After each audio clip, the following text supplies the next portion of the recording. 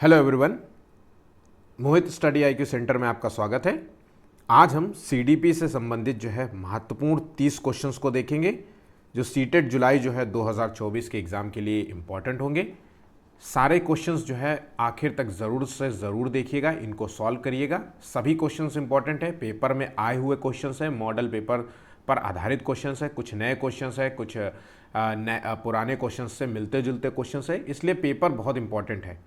CTET के exam में अगर 120 प्लस आप मार्क्स लाना चाहते हैं तो आपको ज़्यादा से ज़्यादा पेपर सॉल्व करने पड़ेंगे।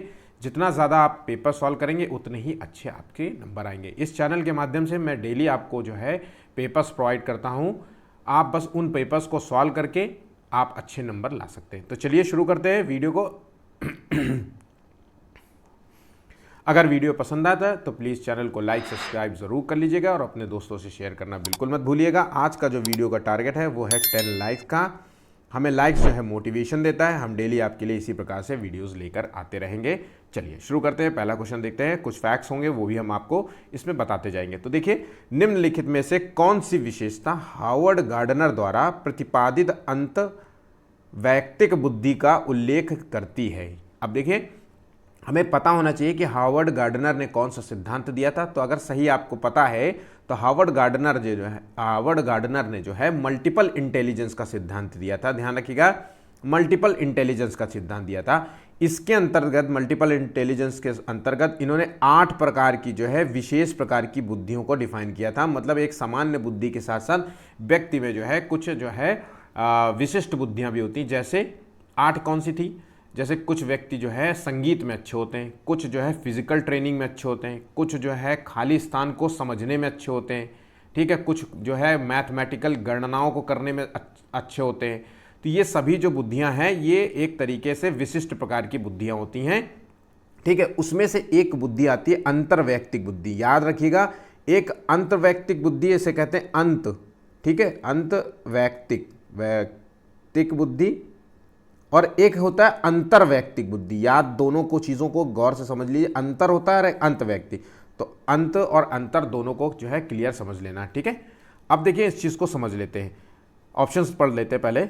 मौखिक व लिखित भाषा के प्रति संवेदनशीलता, ध्वनि व ताल के प्रति संवेदनशीलता, दूसरों के विचारों व इच्छाओं को समझने की क्षमता, और खुद को समझने की क्षमता। तो देखिए यहाँ पे जो आंसर है, जिन लोगों ने जो है यहाँ पे सी लॉक किया होगा वो सभी सही है।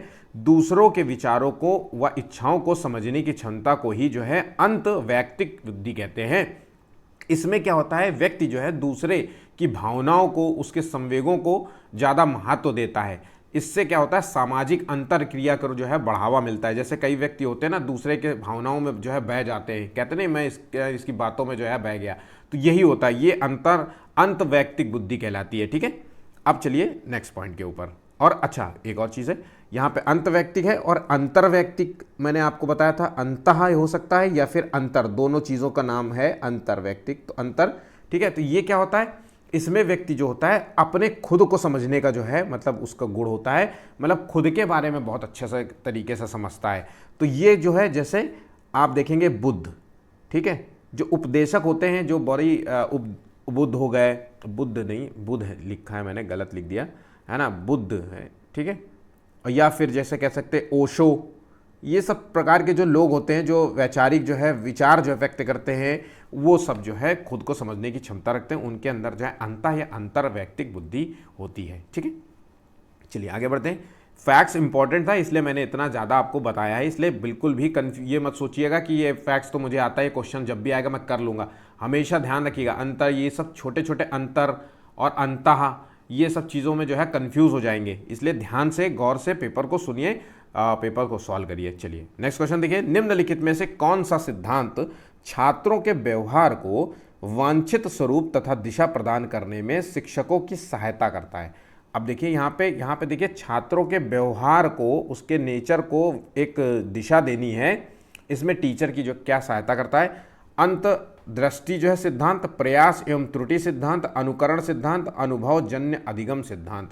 तो यहाँ देखिए कौन सा सिद्धांत जो छात्रों के व्यवहार को वांछित स्वरूप और दिशा प्रदान करता है, करने में शिक्षक की सहायता करता है, वो है यहाँ पे आंसर होगा ऑप्शन बी, प्रयास एवं त्रुटि सिद्धांत। देखिए जब जब बच्चा प्रयास करेगा तब तब वो कुछ ना कुछ बेहतर सीखेगा अपने पुराने जो है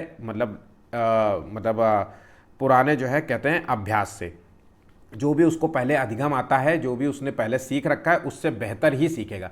तो प्रयास जो बार बार जो त्रुटियां होती हैं, ठीक है, जब जो गलतियां होती हैं वो कहीं ना कहीं आपके प्रयास में मदद करती हैं। इसलिए कहते हैं बार बार प्रयास से जो है व्यक्ति ज़्यादा अच्छा सीखता है। तो याद रखिएगा यहाँ ऑप्शन बी सही होगा। चलिए आगे। लेओ वाइगोस्की के अनुसार अधिगम क्या है? अब लेओ वाइगोस्की के अनुसार अधिगम क्या है ये हमें बताना है। ठीक, ज्ञान के निर्माण की प्रक्रिया, दोहराव की प्रक्रिया, ज्ञान प्राप्ति करने की एक निष्क्रिय प्रक्रिया है, या उद्दीपन प्रक्रिया के संबंधों की प्रक्रिया। तो देखिए लेओ वाइगोस्की ने कौन सा सिद्धांत दिया था? लेओ वाइगोस्की ने सामाजिक सांस्कृतिक सिद्धांत दिया था। याद रखिएगा, सामाजिक सांस्कृतिक सिद्धांत। हमने जस्ट इससे पहले जो लास्ट टाइम हमने वीडियो अपलोड किया है वो सामाजिक सांस्कृतिक विज्ञान सिद्धांत से संबंधित ही हमारा वीडियो है, आप उसको देख लीजिएगा। तो लेओ वाइगोस्की से संबंधित सारे फैक्ट्स आपके क्लियर हो जाएंगे, सारे क्वेश्चंस क्लियर हो जाएंगे। एक ही जगह एक ही वीडियो में 40 मिनट की वीडियो में आपको सारा कुछ जो है कवर हो जाएगा। कभी कोई क्वेश्चंस जो है इससे रिलेटेड गलत नहीं होंगे। ठीक है, तो अब देखिए यहाँ पे चीज़ समझ लेते हैं। लेओ वाइगोस्की ने जो सिद्धांत दिया था, सामाजिक सांस्कृतिक सिद्धांत दिया था। समाज को बच्चे के अधिगम में समाज और संस्कृति को सबसे महत्वपूर्ण माना था। इन्होंने कहा था कि बच्चे का जो अधिगम है, जो लर्निंग स्किल्स है, जैसे जैसे बच्चा जो है, बच्चा कहाँ से सीखता है, इन्होंने समाज और संस्कृति को सबसे ज़्यादा माना था। और उसके बाद जो तीसरी चीज़ को माना था वो है भाषा को। याद रखिएगा, तीसरी चीज़ को माना था भाषा को। उसके बाद चौथी चीज़ को माना था खेल को। उन्होंने माना था कि जो बच्चा खेलेगा उसका सामाजिक और सांस्कृतिक जो सामाजिक जो है अंतःक्रिया होगा। खेल की भावना, जब आप खेलते हैं तो बच्चों दूसरे बच्चों के साथ इंटरेक्ट करते हैं, है ना, दूसरे बच्चों को गाइड करते हैं, उनके जो है ऑर्डर्स जो है लेते हैं, आप कुछ ऑर्डर्स देते हैं, तो एक दूसरे के अंदर जो है सामाजिक जो है अंतःक्रिया होती है, जो है सामाजिक जो है मेलचाल बोलचाल होता है। तो याद रखिएगा, खेल से भी जो है अधिगम प्रक्रिया प्रभावित होती है। इससे इनका कहना है कि खेल भी जो है कहीं ना कहीं बच्चे के अधिगम प्रक्रिया को प्रभावित करता है और बेहतर करता है। तो यहाँ पे जो अधिगम है, इसका जो तात्पर्य है वो है ज्ञान के निर्माण से। ऑप्शन यहाँ पे ए सही होगा, याद रखिएगा। चलिए आगे बढ़ते हैं। राष्ट्रीय शिक्षा नीति 2020 में जो आई थी, ये प्रस्ताव रखती है कि प्राथमिक कक्षाओं के बच्चों को उनके घर की या स्थानीय भाषाओं में ही पढ़ाया जाना चाहिए। देखिए ये जो शब्द मतलब ये जो क्वेश्चन है, ये क्वेश्चन है मातृभाषा से रिलेटेड। बिल्कुल आपको जो है कोई भी स्कूल, कोई भी जो मतलब कोई भी पॉलिसी मेकर होता है, वो हमेशा आपसे यही कहेगा कि जो स्टार्टिंग की जो पढ़ाई है वो आपकी लैंग्वेज में होना चाहिए, मतलब मातृभाषा मदर लैंग्वेज में होना चाहिए। तो यहाँ पे देखते हैं आंसर उससे कहाँ मैच करता है। तो प्राथमिक कक्षाओं में शिक्षा का माध्यम एक ही तरह की भाषा का होना चाहिए, मतलब एक तरह की भाषा होगी तो दूसरे बच्चे जो बहुभाषी होंगे उनको दिक्कत होगी। या शिक्षकों को द्विभाषिक उपागम को जो है प्रयोग करने के लिए जो है हतोत्साहित करना चाहिए, या बहुभाषा को बिल्कुल भी बढ़ावा नहीं देना चाहिए, या प्राथमिक कक्षाओं में बच्चों को उनके घर की भाषा या स्थानीय भाषाओं में पढ़ाया जाना चाहिए। तो यहाँ पे ऑप्शन यहाँ पे ए सही होगा। ठीक है, ऐसा नहीं है कि प्राथमिक कक्षा में ही जो है अंग्रेजी भाषा में जो है ज़्यादा बोला जाए, या फिर जो है इस मतलब कोई भी भाषा हो उस पर ज़्यादा फोकस किया जाए कि अंग्रेजी भाषा में ही बात करना है या इसी भाषा में बात करना है। उनको मातृभाषा में पढ़ाने के लिए जो है मतलब तरीके आजमाना चाहिए। ठीक है, नेक्स्ट क्वेश्चन देखिए।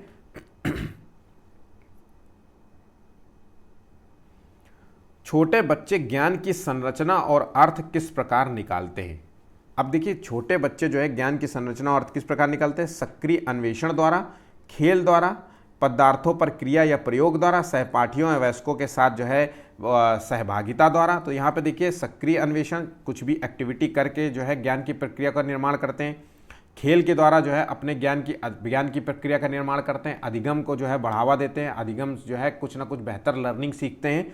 पदार्थों पर क्रिया और प्रयोग द्वारा, ठीक है, तो बच्चे क्या होता है नई चीज़ों पे जो है नई चीज़ों को जानने और समझने के लिए कोशिश करते हैं, उनको जो है प्रोत्साहित करते हैं। जैसे पदार्थों क्रिया, जैसे आपने देखा होगा कि एक क्वेश्चन पूछा जाता है कि एक बच्चा जो है, छोटा बच्चा जो अपने खिलौनों को सारे खोल देता है उसके पार्ट्स, और फिर उसको जो है जोड़ने का प्रयास करता है, तो वो बच्चा कहीं ना कहीं जिज्ञासु होता है, याद रखिएगा। तो पदार्थों पर क्रिया और प्रयोग द्वारा भी जो है बच्चे ज्ञान की संरचना का निर्माण करते हैं। और जो बच्चे आपस में एक दूसरे के इंटरेक्शन करते हैं, एक दूसरे की बातचीत को सुनते हैं, एक दूसरे से बातचीत करते हैं है ना, तो वो भी जो है कहीं ना कहीं जो है बच्चों के जो है ज्ञान के निर्माण के लिए सहायक होता है। तो यहाँ पे जो है सभी ऑप्शन सही होंगे, ऑप्शन डी सही होंगे। ठीक है, वाइगोत्स्की के अनुसार खेल जो है बालक के विकास को किस रूप से प्रभावित नहीं करता है। अब देखिए यहाँ पे वो क्वेश्चन आ गया। मैंने आपसे बताया था कि वाइगोत्स्की ने जो है सामाजिक सांस्कृतिक सिद्धांत के साथ साथ भाषा को भी महत्व दिया है।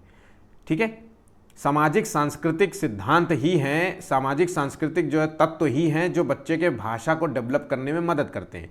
उसके साथ साथ इन्होंने जो है बच्चे के जो है डेवलपमेंट में खेल को भी बहुत महत्व दिया है। तो जो प्रभावित नहीं करता है वो है खेल बालकों के जेडपीडी का निर्माण कर उनका समाजीकरण करता है। ठीक है, या फिर खेल कार्यों वस्तुओं के विचारों से अलग करता है। देखिए, खेल जो है भावना जो है कार्यों से वस्तुओं के विचारों से अलग करता है, या विचारों से जोड़ता है, या आत्मनियंत्रण का विकास जो है पैदा करता है। तो बच्चों को यहाँ पे जो ऑप्शन गलत हो जाता है वो है ऑप्शन बी। यहाँ ध्यान रखिएगा, बी ऑप्शन गलत हो जाता है। आप हमारा वाइगोत्स्की वाला वीडियो ज़रूर से ज़रूर देखिएगा, उसका लिंक मैं आपको डिस्क्रिप्शन में ज़रूर से ज़रूर दे दूंगा। आप उस वीडियो को ज़रूर देखिएगा, आपके कोई क्वेश्चंस गलत नहीं होंगे, मैं बार बार आपसे कह रहा हूँ। और यहाँ से आपको 2 क्वेश्चंस ज़रूर से मिलेंगे, मतलब ज़रूर पक्का है कि आपको ये क्वेश्चंस मिलेगा ही मिलेगा। चलिए आगे बढ़ते हैं।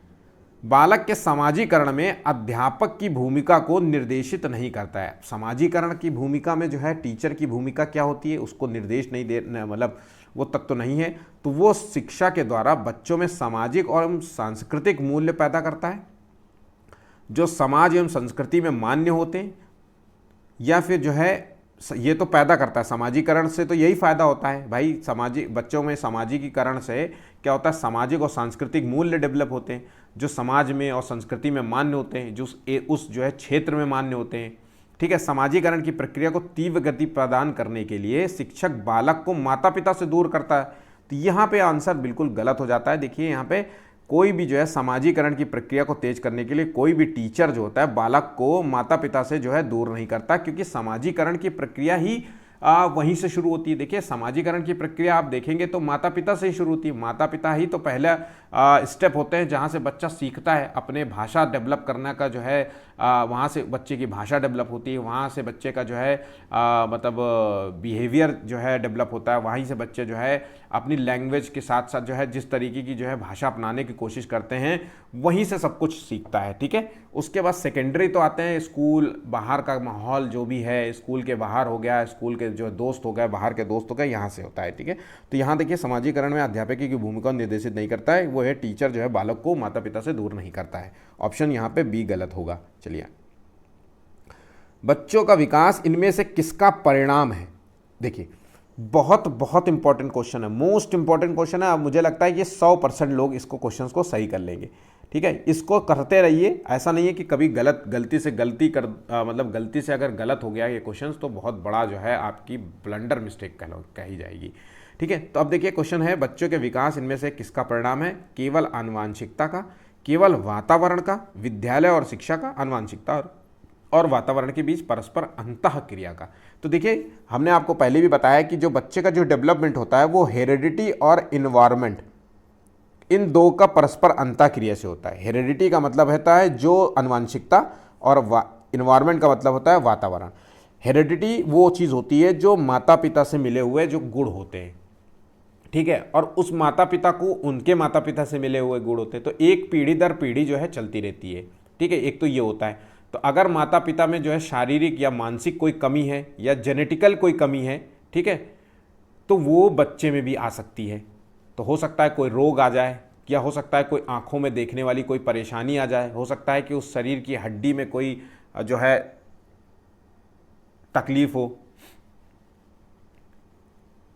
और वातावरण क्या होता है कि बच्चे जो जिस माहौल में रहता है, जिस समाज में रहता है, वहाँ के आदर्शों को जो है अपने अंदर ढालता है। तो इन दोनों अगर परस्पर क्रिया अगर होता है तो बच्चे का डेवलपमेंट कहीं ना कहीं जो है प्रभावित होगा। अगर ये दोनों अच्छे रूप में हो रहा है तो बच्चे का जो डेवलपमेंट भी होगा वो भी अच्छे तरीके से होगा।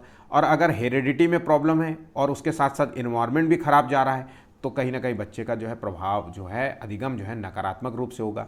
या फिर हेरिडिटी अच्छा है और इन्वायरमेंट अच्छा नहीं मिल रहा है तो भी बच्चे का डेवलपमेंट नकारात्मक होगा। इसलिए दोनों का सही होना बहुत ज़रूरी है। ऐसा नहीं है कि बच्चे का जो है अनुवांशिकीय जो गुण हैं वो अच्छे हों, मतलब कोई भी शारीरिक कमी ना हो, मानसिक कमी ना हो, और इन्वायरमेंट उसको ना पढ़ने का माहौल मिल रहा हो, ना उसको बात करने का माहौल मिल रहा हो, उसको चोरी करने का जो है माहौल सिखाया जा रहा हो, तो चाहे कितना भी कर लीजिए बच्चे का डेवलपमेंट कहीं ना कहीं जो है नकारात्मक हो रहा है। और बच्चा अगर उसको बहुत अच्छे से सिखा रहे हो, बहुत अच्छा इन्वायरमेंट दे रहे हो, है ना, अच्छे स्कूल में पढ़ा रहे हो, अच्छी शिक्षा दे रहे हो, लेकिन शरीर में जो है शारीरिक कमियां या मानसिक कमी है, तो भी बच्चे का डेवलपमेंट नकारात्मक होगा। तो यह चीज़ों को समझिएगा, एक दूसरे से अंतःक्रिया का मतलब है कि एक दूसरे को प्रभाव भी डालती है यहाँ पे चीज़ें, ठीक है। कठिनाई की पहचान करना, लक्ष्य निर्धारण, संभावित समाधान और परिणामों की खोज, तदनुसार कार्य करना और परिणामों का मूल्यांकन करना निम्नलिखित में से किस प्रक्रिया में शामिल महत्वपूर्ण चरण है।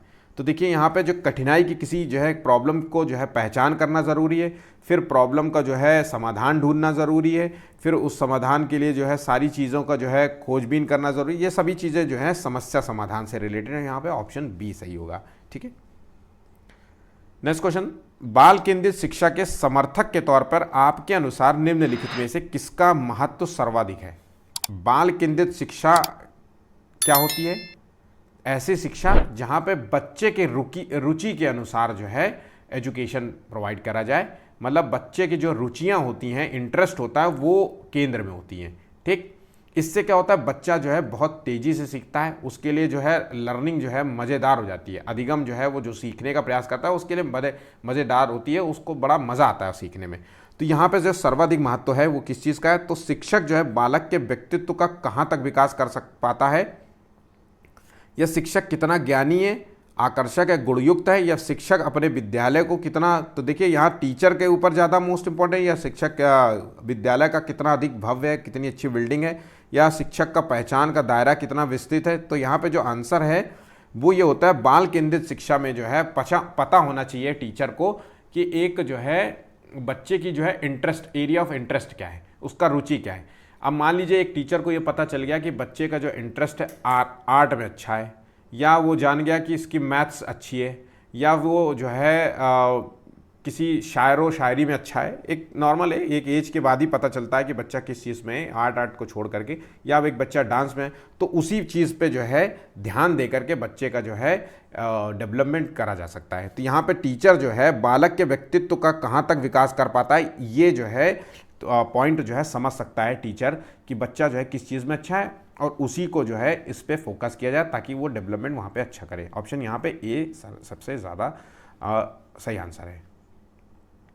नेक्स्ट क्वेश्चन, मीरा का अपनी सहेलियों में वैयक्तिक एवं सामाजिक समावेशन सबसे श्रेष्ठ है, उस आपके अनुसार इसका कारण क्या हो सकता है। तो देखिए मीरा जो है अपनी जो है दोस्तों के साथ बहुत अच्छे तरीके से मेल मिलाप करती है, व्यक्तिगत रूप से वार्तालाप बहुत अच्छे से करती है, सामाजिक रूप से बातचीत बहुत अच्छी करती है ना, हेल्पफुल नेचर की है।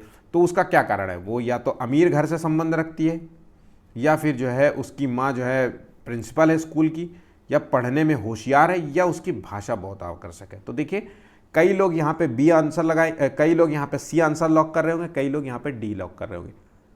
तो यहाँ पे जो आंसर सही है वो है डी। ध्यान रखिएगा, देखिए भाषा बहुत महत्वपूर्ण होती है। किसी से जब आप सामाजिक रूप से समायोजन करते हैं, जब सामाजिक रूप से व्यक्तिगत रूप से बातचीत करते हैं, इंटरैक्ट करते हैं, संप्रेषण करते हैं, एक दूसरे से कम्युनिकेट करते हैं, ऐसी सिचुएशन में भाषा बहुत महत्वपूर्ण। आपकी अगर भाषा आकर्षक है, आपकी भाषा दूसरे के अकॉर्डिंग है, ठीक है, तो क्या होता है कि वो चीज़ें जो हैं आपसे इंटरेस्ट लेते। जैसे कि मान लीजिए आपको गाँव की भी भाषा आती है और सामने खड़ा व्यक्ति जो है गाँव जैसी भाषा का इस्तेमाल करता है, ठीक है, तो आप अगर उस भाषा का इस्तेमाल करते हैं तो वो व्यक्ति जो है आपसे इंटरेक्शन बहुत आसानी से कर लेगा, मतलब उसको अच्छा लगेगा कि आप उसी की तरह हैं, है ना। अगर आप जो है अगर मान लीजिए जिसको इंग्लिश ना समझ में आती हो, आप उससे भाषा में इंग्लिश में बात करेंगे, ठीक है, तो वो जो है कहीं ना कहीं आपसे मतलब लिंक नहीं कर पाएगा, एक दूसरे से कम्युनिकेट नहीं कर पाएगा, तो कहीं ना कहीं सामाजिक जो है समावेश हो नहीं पाएगा। तो यहाँ पे जो है भाषा का आकर्षक होना बहुत ज़रूरी है, उसका कारण है ऑप्शन यहाँ पे डी सही है। इनमें से कौन सा बाह्य अभिप्रेरणा का एक उदाहरण है? बाह्य अभिप्रेरणा का मतलब होता है बाहर से मिला हुआ मोटिवेशन, ठीक है। एक उदाहरण पेश करना है, तो देखिए मैं अपना गृह कार्य करना पसंद करती हूँ क्योंकि ये बहुत आनंददायक है। मतलब मैं अपना जो होमवर्क है वो मैं अपना होमवर्क कंप्लीट कर लेती हूँ क्योंकि ये मेरे लिए बहुत अच्छा लगता है मुझे करके। तो ये जो अभिप्रेरणा है, ये मोटिवेशन उसको अंदर से मिल रही है, वो इसीलिए तो कर रही है क्योंकि उसको अच्छा लग रहा है। मैं बहुत अधिक सीखती हूँ जब मैं अपना गृह कार्य करती हूँ, तो उसे पता है कि जब मैं होमवर्क करती हूँ तो मुझे बहुत अधिक सीखने को मिलता है, तो ये भी उसके मोटिवेशन का कारण है, आंतरिक मोटिवेशन का कारण है। गृह कार्य करने से जब मैं अपनी अवधारणाओं को अच्छी तरीके से समझ पाती हूँ तो ये भी उसके आंतरिक प्रेरणा का कारण है। मैं अपनी गृह कार्य पूरा करती हूँ क्योंकि टीचर ने प्रत्येक नियत कार्य के लिए हमें अंक देते हैं। तो देखिए बाहर से मोटिवेशन मिल गया कि हम जो है हम इसलिए होमवर्क करके लाते हैं क्योंकि टीचर हमें हर कार्य के जो है बदले में एक अच्छे मार्क्स देती हैं, तो वो मार्क्स ही है मेरा मोटिवेशन, बाह्य अभिप्रेरणा का कारण है। तो यहाँ पे ऑप्शन जो आंसर होगा ये ऑप्शन डी होगा सही। ठीक है, चलिए नेक्स्ट क्वेश्चन। शैक्षणिक जो है कार्यों में बच्चों द्वारा की गई त्रुटियों को समझना निम्नलिखित में से क्या है? केवल विद्यार्थियों की बौद्धिक क्षमताओं का आकलन करने के में प्रासंगिक है। तो जो स्कूल है या होमवर्क मिला है, जो भी स्कूल में कार्य कराया जा रहा है, कक्षा कार्य, उसमें जो बच्चे गलतियां करते हैं उसको आप किस तरीके से देखते हैं?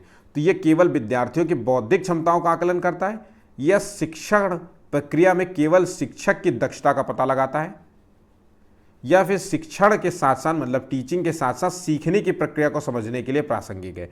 तो देखिए जो गलतियां होती है वो शिक्षण के साथ साथ सीखने की प्रक्रिया को समझने के लिए भी प्रासंगिक होता है। यहां पे ऑप्शन सी सही होगा। Next question. सपना ने अपनी कमीज का बटन बंद करने व कलम पकड़ने सीखने से पहले गिलास और बोतल पकड़ना सीख लिया है। ये उदाहरण किस ओर संकेत करता है? तो ये विकास की दिशा एक आयामी होती है, या विकास की दिशा जो है शीर्षगामी है, या विकास की दिशा जो है अधोगामी है, या विकास का क्रम अनिश्चित है? तो देखिए यहाँ पे मैंने जो आंसर है इसका सही आंसर क्या है? विकास की दिशा यहाँ पे शीर्ष अधोगामी होगा, याद रखिए अधोगामी होगा। तो देखिए विकास जो है कई तरीकों से होता है।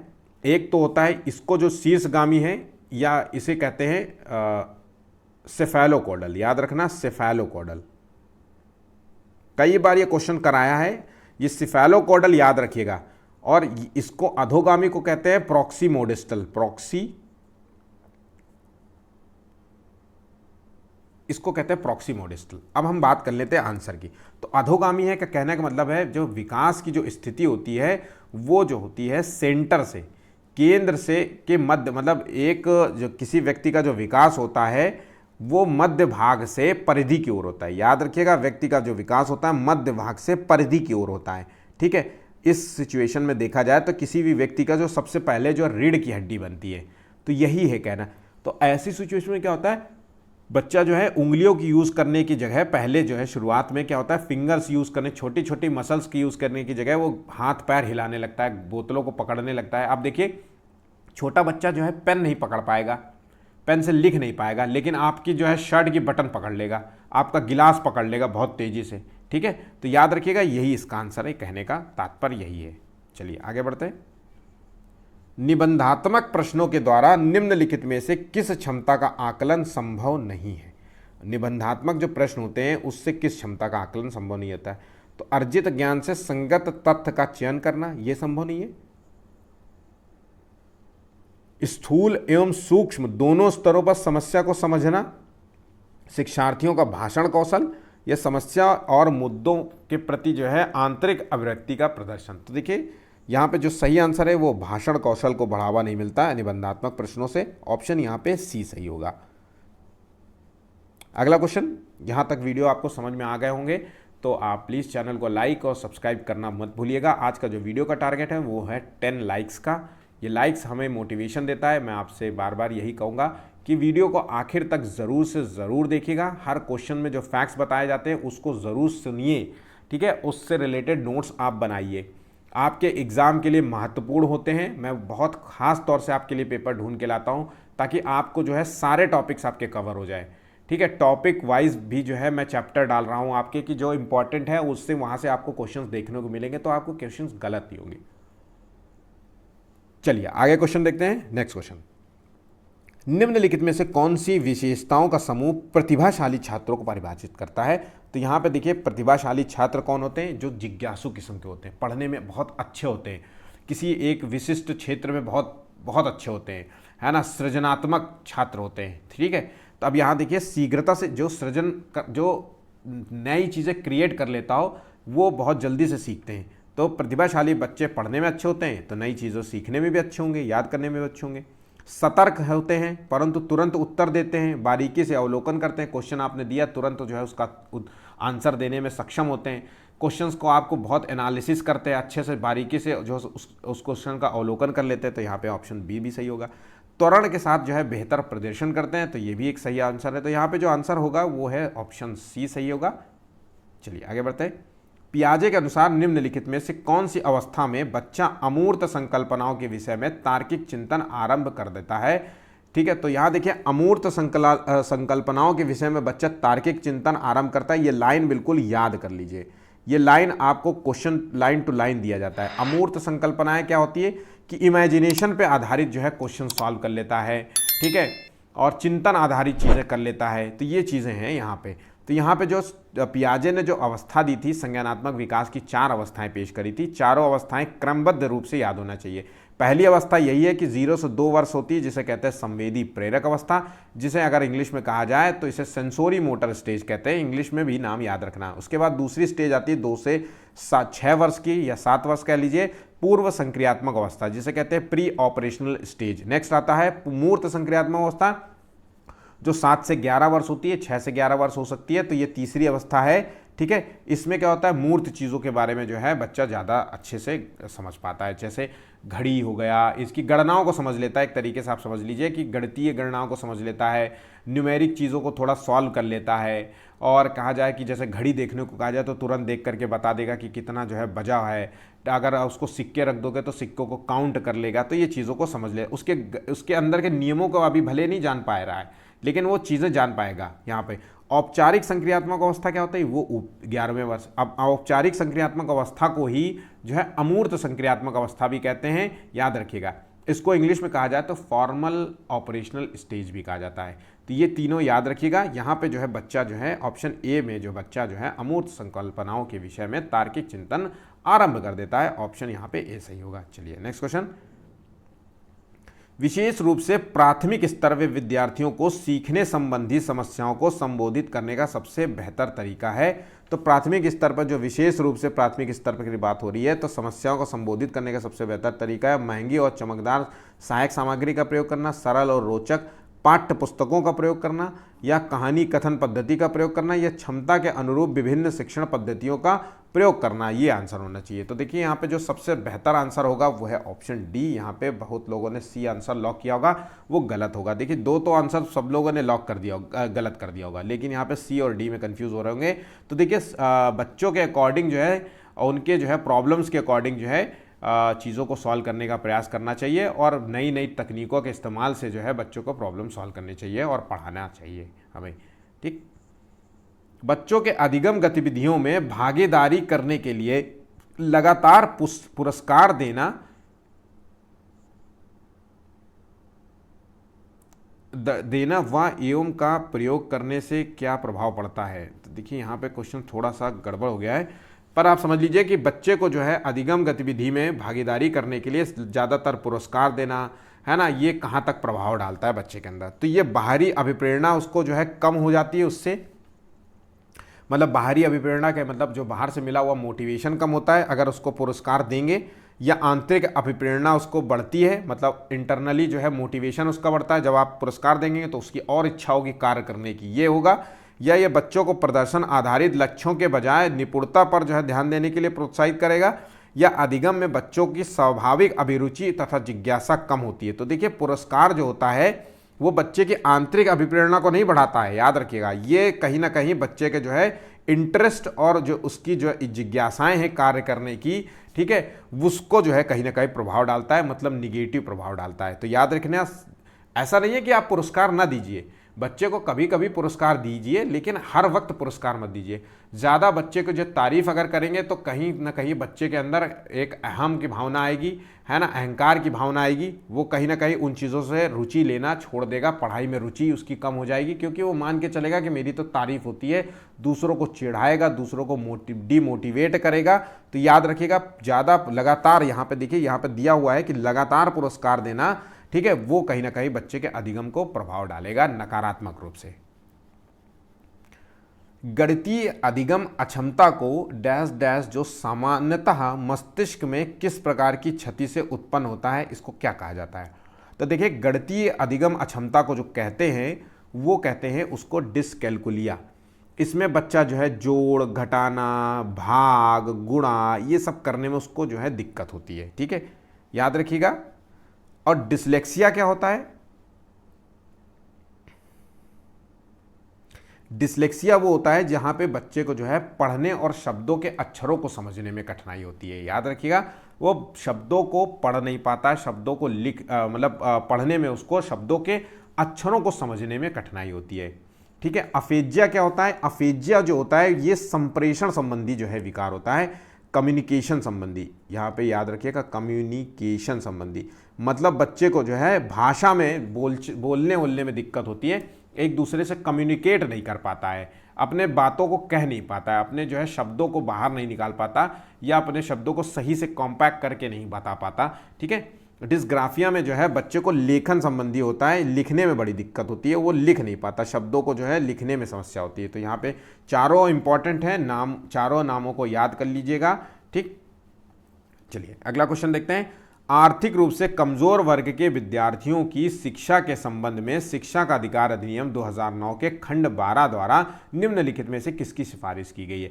तो देखिए, आर्थिक वर्ग से, आर्थिक रूप से जो कमजोर छात्र हैं उनको शिक्षा के अधिकार के तहत जो सिफारिश की गई है वो है निजी विद्यालयों में आरक्षण की सिफारिश की गई है। आप देखिए, राइट टू एजुकेशन के तहत जो है अगर मैं एग्जैक्ट सही बताऊं तो जनवरी में जो है फॉर्म निकलते हैं। ठीक है, आप ऑनलाइन जाकर के राइट टू एजुकेशन के तहत जनवरी में फॉर्म निकलते हैं जो आर्थिक रूप से कमज़ोर वर्ग के लिए निकलते हैं। इसके तहत आप फॉर्म भरिए और अपने एरिया में जितने भी स्कूल रजिस्टर्ड होंगे इनके तहत अंडर इस शिक्षा के अधिकार के तहत जो अंडर रजिस्टर्ड होंगे उस लिस्ट में अपना जो है बच्चे का मतलब लिस्ट में जो है रजिस्टर करिए उनके इस लिस्टों में। उसके बाद जो है वहाँ पर जो है आपको एडमिशन मिल जाता है अगर आपको लॉटरी सिस्टम हुआ। बस होनी क्या चाहिए, 1 लाख रुपए से आपकी कम की इनकम होनी चाहिए। 1 लाख रुपए से कम की अगर आपकी इनकम है, आर्थिक रूप से आप कमज़ोर हैं, आप जो है अपने एरिया के सबसे बेहतर स्कूल में अपने बच्चे को फ्री ऑफ कॉस्ट पढ़ा सकते हैं। 8th तक पढ़ाने की पूरी छूट मिलती है वहाँ पे। ठीक है, चलिए आगे बढ़ते हैं नेक्स्ट क्वेश्चन। अभिकथन यह है कि वो बच्चे जो उच्च आय वाले परिवार से हैं उन बच्चों से अपना दिन बहुत अलग बिताते हैं जो निम्न आय वाले परिवार से हैं। तो ये बात सही है कि भाई जो परिवार जो जिनकी इकोनॉमिक वैल्यू अच्छी है, जो पैसा बहुत अच्छा से कमाते हैं, तो उनके बच्चे भी जो है बड़ा मस्ती करते रहते हैं, है ना, फन लविंग एक्टिविटीज़ करते रहते हैं, उनके माता पिता कहीं ना कहीं बाहर ले जाते हैं, तो उनका जो दिनचर्या होती है वो डिफरेंट होती है। लेकिन जो पैसा कम कमाने वाले हैं तो उनके बच्चों की जो है लाइफ साइकिल जो होती है, साइकिल का मतलब लाइफ साइकिल होती है, डेली जो एक्टिविटी करते हैं वो डिफरेंट होती है। तर्क ये है कि बचपन की जो संकल्पना सार्वभौमिक नहीं है, बचपन में बहुत जो है विविधता है। तो यहाँ पे जो आंसर है दोनों सही है। ठीक है, लेकिन जो एक दूसरे की व्याख्या नहीं करते, तो आंसर यहाँ पे जो है बी सही होगा। एक प्रगतिशील कक्षा में अधिगम क्या होता है? अंतःक्रिया व संवाद द्वारा होता है। शिक्षकों से अधिगमकर्ताओं द्वारा एक तरफा प्रसारण होता है। तो देखिए, एक तरफा क्या होता है प्रगतिशील कक्षा में? प्रगतिशील कक्षा वो कक्षा होती है जहाँ पे बच्चे का संपूर्ण विकास होता है, सर्वांगीण विकास होता है।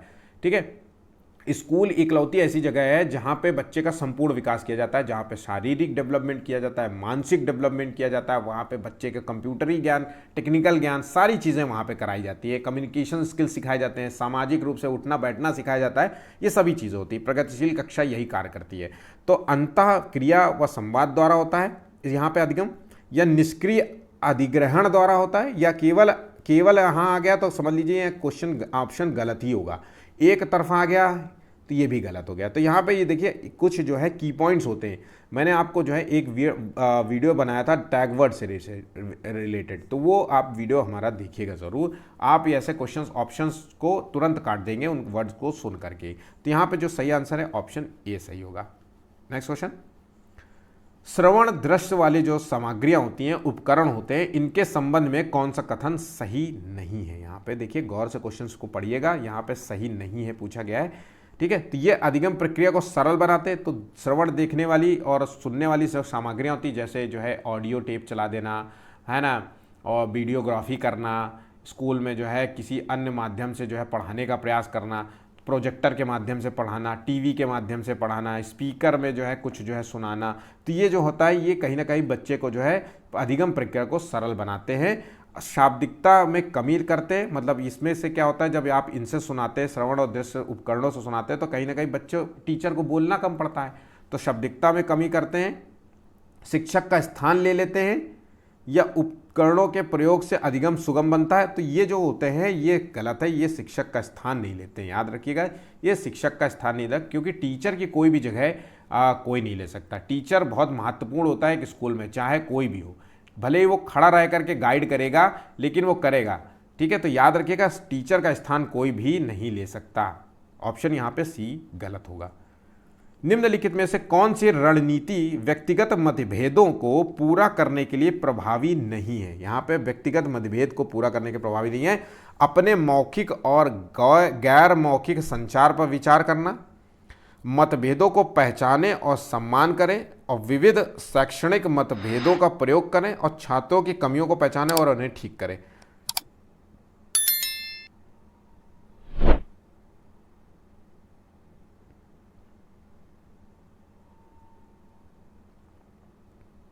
तो यहाँ पे जो व्यक्तिगत मतभेदों को जो पूरा करने के लिए सबसे प्रभावी नहीं है, मतभेदों को पहचानना है और उनका सम्मान करना है, और गैर मौखिक और संचार पर विकास या विविध शैक्षणिक मतभेदों का प्रयोग करना है, करें।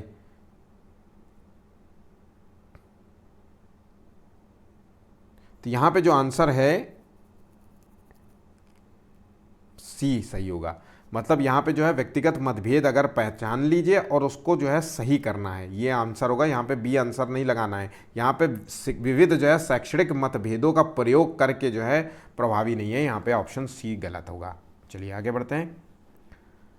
एक विद्यालय बैडमिंटन प्रतियोगिता के लिए विद्यार्थियों का चयन करते समय लड़कों को प्राथमिकता देता है। बैडमिंटन का खेल हो रहा है और लड़कों को प्राथमिकता दे रहा है, और संगीत के लिए लड़कियों को प्राथमिकता देता है। तो ये जो है पहचान रूढ़िबद्धता का है, जेंडर है। एक टीचर जो है इस चीज़ से ग्रसित है कि लड़का और लड़की में भेद करता है। वो लड़कियां क्या कर सकती हैं, लड़के क्या कर सकते हैं। लड़कियां जो है ये वाले गेम खेलेंगी, लड़के वो वाले गेम खेलेंगे, लड़के शारीरिक रूप से जो है ये गेम। तो ये सभी चीज़ें जो हैं, एक बहुत सिंपल क्वेश्चन है, मुझे लगता है इसको ज़्यादा समझाने की भी आवश्यकता नहीं पड़ेगी मुझे। नेक्स्ट क्वेश्चन देखिए, निम्नलिखित में से कौन सा जो है हावर्ड गार्डनर द्वारा प्रतिपादित तार्किक जो है गणितीय बुद्धि का उल्लेख करती है? मैंने आपको पहला क्वेश्चन शायद मैंने ये कराया था कि हावर्ड गार्डनर ने जो है मल्टीपल इंटेलिजेंस का सिद्धांत दिया था। इसके अंतर्गत इन्होंने 8 प्रकार की विशिष्ट प्रकार की बुद्धियों को डिफाइन किया था। उस 8 प्रकार की बुद्धि में एक गणितीय बुद्धि भी है, याद रखिएगा। तो यहाँ पे गणितीय बुद्धि का उल्लेख करती है जो ध्वनि और ताल के प्रति संवेदना, मतलब म्यूजिकल है ये, ठीक है। ये मानवीय अस्तित्व के बारे में सोचने का जो है सामर्थ्य और संवेदनशीलता, तो ये अंतर और अंतरा वाला जो मैंने आपको बताया था। स्थान के पैटर्न को समझने के लिए जो है खाली स्थान को पैटर्न को जो है पार्शियल जो है इसे कहते हैं इंटेलिजेंस, और समस्याओं के जो है तर्कपूर्ण तरीके से विश्लेषण करने व मामलों की वैज्ञानिक दृष्टि से विवेचना करने की क्षमता। तो यहाँ पे ऑप्शन डी सही होगा। खाली स्थान को जो है पहचानने की जो क्षमता होती है वो खाली स्थान को समझना, तो इंग्लिश में अगर उसको बोले तो पार्शियल शायद है, पार्शियल इंटेलिजेंस कहते हैं उसे, ठीक है। अगला क्वेश्चन है, बिल्कुल सिंपल है। समाजीकरण का प्राथमिक और समाजीकरण का द्वितीयक कारक है, कौन सा है? तो देखिए यहाँ पे डैश डैश हमें आंसर देना था। समाजीकरण का जो प्राथमिक कारक है जिसे कहता है परिवार कहा जाता है, और द्वितीयक कारक होता है परिवार को छोड़कर सभी जो है द्वितीयक कारक में आ जाता है। तो विद्यालय यहाँ पे आंसर सही हो गया। तो ऑप्शन यहाँ पे ए, द्वितीयक कारक में मीडिया भी आ जाएगा, यहाँ पे आसपास का पड़ोस भी आ जाएगा। तो याद रखिएगा विद्यालय तो है ही है, तो ये चीज़ें याद रखिएगा। ऑप्शन यहाँ पे ए सही होगा। निम्नलिखित में से कौन सा उद्देश्य सतत एवं व्यापक मूल्यांकन को निर्देशित नहीं करता है? व्यापक मूल्यांकन और सतत मूल्यांकन का मतलब क्या होता है? देखिए, सतत मूल्यांकन का मतलब होता है बच्चे का संपूर्ण मूल्यांकन करना। शारीरिक मूल्यांकन कर लीजिए, मानसिक मूल्यांकन कर लीजिए, है ना, उसके जो है बौद्धिक मूल्यांकन कर लीजिए, उसका हर रूप में मूल्यांकन करिए, ठीक है। और व्यापक मूल्यांकन में होता है बच्चे का जो है किसी एक क्षेत्र का मूल्यांकन। जैसे मान लीजिए एक बच्चा गेम खेल रहा है, क्रिकेट खेल रहा है, तो उसमें मूल्यांकन होगा उसके क्रिकेट का केवल, और कुछ नहीं कि वो पढ़ने में अच्छा नहीं है। लेकिन जब सतत होगा तो वहाँ पे पढ़ने का भी मूल्यांकन होगा, उसके खेलने का मूल्यांकन होगा, उसमें कम्युनिकेशन संप्रेषण का भी मूल्यांकन होगा कि वो टीचरों से कैसे बात करता है, दोस्तों से कैसे बात करता है ना, सामाजिकता जो है वैल्यूज़ उसके अंदर है नहीं, सब मूल्यांकन होता है व्यापक में, लेकिन किसी एक क्षेत्र का मूल्यांकन होता है। तो यहाँ पे मूल्यांकन शिक्षा प्राप्ति के बाद किया जाता है। तो सही बात है, देखिए किसी जब कोई मूल्यांकन तो तभी करेंगे ना जब आप कोई चीज़ सीख जाएंगे, सीखने के बाद ही आपका मूल्यांकन हो पाएगा। तो यहाँ पे भी बिल्कुल सही है। बोधघात्मक, मनोप्रेरक, भाषा कौशल के विकास में भी जो है सहायक होता है। मूल्यांकन जो है बिल्कुल सही है, ये भाषा कौशल के विकास में भी सहायक होता है। सीखने की प्रक्रिया पर बल देना और याद रखने पर बल नहीं देना, या अध्यापन और अधिगम प्रक्रिया को छात्र केंद्रित कार्यकलाप बनाना। तो देखिए चाइल्ड सेंटर एजुकेशन के तहत जो है काम करना चाहिए मूल्यांकन, ठीक है। उनके रुचि के आधार पर कार्य कराइए, फिर उनका मूल्यांकन करिए। तो यहाँ पे जो सीखने की प्रक्रिया पर बल देने की बात कर रहा है लेकिन याद करने की बल पर नहीं दे रहा है, तो यहाँ पे ऑप्शन जो गलत हो जाता है वो है ऑप्शन सी गलत हो जाता है। यहाँ पे ऑप्शन जो सी सही है, एक तरीके से मूल्यांकन का निर्देश नहीं करता है क्वेश्चन के मुताबिक। आखिरी क्वेश्चन है बालकों के व्यक्तिगत विकास क्या होते हैं। तो व्यक्तिगत विकास का मतलब है, ऑप्शंस पढ़ते हैं। तो व्यक्तिगत विकास के लिए विकासात्मक प्रतिमानों को उद्धृत करके सटीकता से व पक्के तौर पर भविष्यवाणी की जा सकती है। तो व्यक्तिगत विकास को जो है एक तरीके से हम भविष्यवाणी कर सकते हैं बच्चों की, कि क्या बच्चा कर सकता है। उसको जो है हमने अगर जान लिया कि हमारा जो बच्चा है जो हमारे यहाँ स्कूल में पढ़ता है वो म्यूज़िक में अच्छा है, वो खेलने में अच्छा है, तो हम उस पर जो है ध्यान दे करके हम ये बोल सकते हैं कि आने वाले समय में मेरा बच्चा जो है क्रिकेट खेलेगा, आने वाले समय में मेरा बच्चा एक बहुत अच्छा सिंगर बनेगा, ठीक है। तो ये हम भविष्यवाणी की जा सकती है कहीं ना कहीं। इसके लिए जो है व्यक्तिगत विकास के पूर्वानुमान बिल्कुल नहीं लगाया जा सकता, ठीक है। यह के लिए कुछ हद तक पूर्वानुमान लगाया जा सकता है, परंतु जो है सभी बच्चों के विकास की दर अलग अलग होती है। तो यहाँ देखिए सही आंसर जो है वो व्यक्तिगत है, आंसर यहाँ पे सी सही होगा। तो व्यक्तिगत विकास का जो है कहीं ना कहीं जो है कुछ हद तक हम पूर्वानुमान लगा सकते हैं। ऐसा नहीं कह सकते कि जितने बच्चे क्रिकेट खेलना पसंद करते हैं या क्रिकेट में अच्छे हैं वो सभी जो हैं क्रिकेट ही खेलेंगे जीवन में और किसी क्षेत्र में बेहतर नहीं कर पाएंगे। लेकिन अगर जो है उनको अच्छे संसाधन उपलब्ध कराए जाए, उनको मौके दिए जाए, तो इस बात का पूर्वानुमान लगाया जा सकता है कि वो अच्छा करेंगे। लेकिन सभी बच्चों के विकास की दर अलग होती है, कुछ बच्चे अच्छा कर सकते हैं, कुछ बच्चे बेकार करेंगे। तो यहाँ पे देखिए ऑप्शन सी सही होगा, ठीक है। यहाँ तक जो है सारे क्वेश्चंस इंपॉर्टेंट है। आपने अगर यहाँ तक वीडियो देखा है तो प्लीज़ वीडियो को लाइक ज़रूर कर लीजिए और चैनल को सब्सक्राइब कर लीजिए। आज का वीडियो जो 10 लाइक्स का जो टारगेट है उसे पूरा करने में मदद ज़रूर कीजिएगा। आज के लिए बस इतना ही, धन्यवाद।